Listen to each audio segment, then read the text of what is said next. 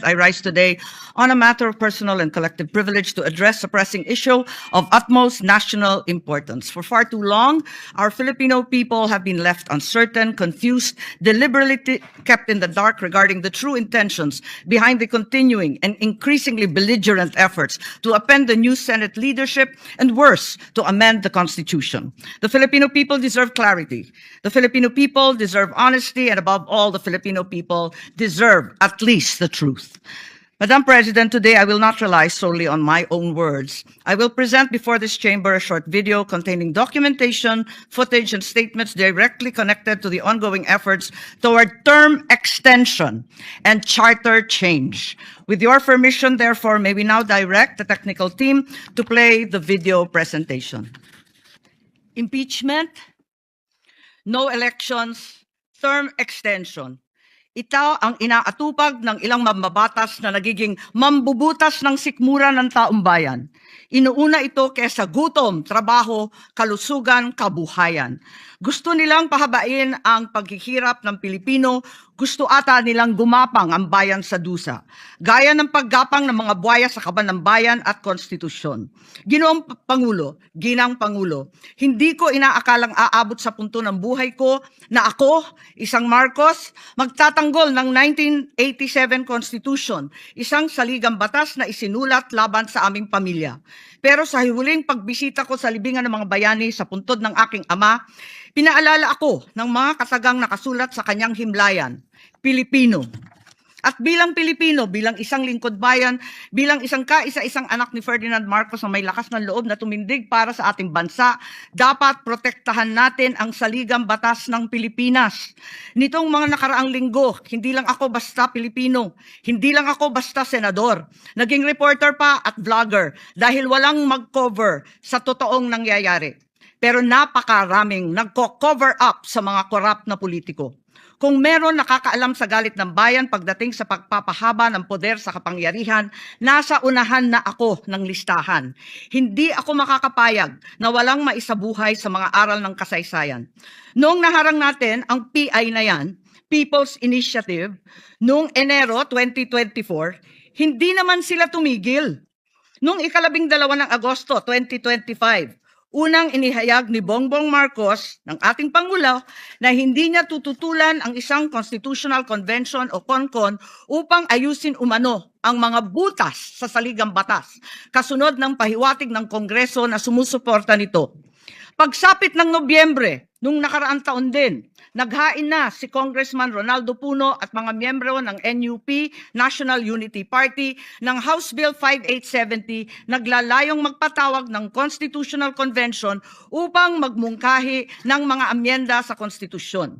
Noong ika-30 ng Enero 2026, nagpahayag naman si dating Senate President Soto ng suporta sa pagtalakay ng mga amyenda sa konstitusyon matapos ang desisyon ng Korte Suprema kaugnay ng impeachment laban kay VP Sara Duterte.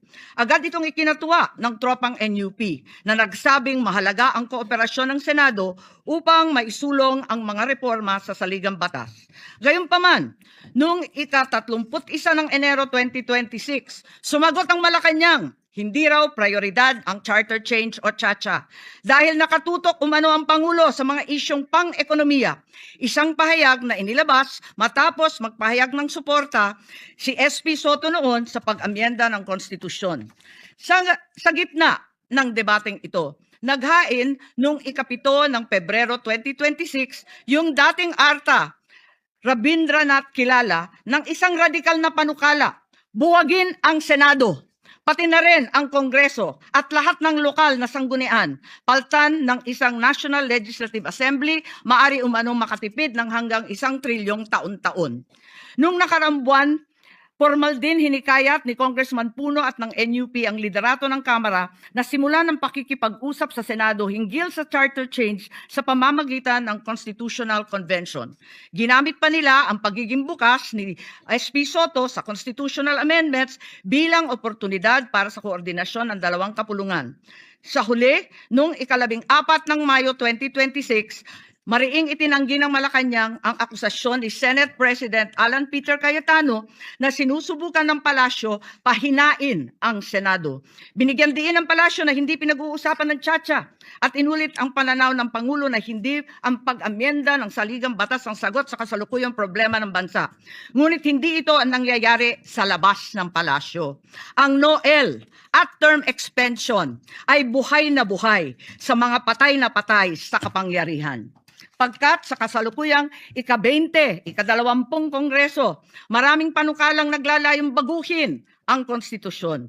Mula sa House Bill 368 ni Congressman Abante na nagsusulong ng CONCON hanggang sa resolution of both houses number 1 ni Congressman Garbin. Sinundan pa ng resolution of both houses number 2 naglalaman ng mungkahing ibaba sa 35 anyos ang minimum age requirement ng presidente at ang vice-presidente 30 ang edad. Bukod dito, Congressman Richard Gomez naghain ng resolution number 3 upang amyendahan din ang Constitution. Meron pang resolution number 4, nagmumungkahi gawing 3 taon na lamang, 3 magkakasunod na termino ang panunungkulan ng mga senador. Nariyan ang House Resolution 460 ni na Congressman Oreta, Congressman Remulla, Congressman Daza at iba pa na bibigyan linaw daw ang kahulugan ng forthwith sa impeachment. At mula noong Abril, habang hinihikayat ng mga congressman na bumoto sa impeachment, malakas ang ugong ng NOEL sa 2028. Lumutang na rin ang mga detalye. Magte-term extension ang mga congressman at madadagdagan ng 3 taon na mananatiling nakaupo sa pwesto hanggang 2031. Ganon din, 2028. Ganon din ang mga senador, pati ang Pangulo, hanggang 2031 na raw. Kung may eleksyon man sa 2028, sa lokal na lang.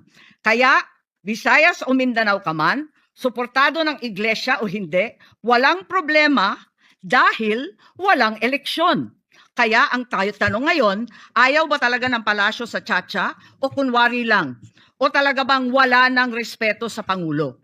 Bukod kay Lito Banayo, napakarami kong sources patungkol sa mga meeting na naganap para sa isinusulong na Constituent Assembly o CONAS. Mga kalipunan ng mga politikong hindi nananalo sa mga matataas na posisyon, inaambisyon nila. Kung hindi kayang manalo sa boto, baguhin na lang ang konstitusyon.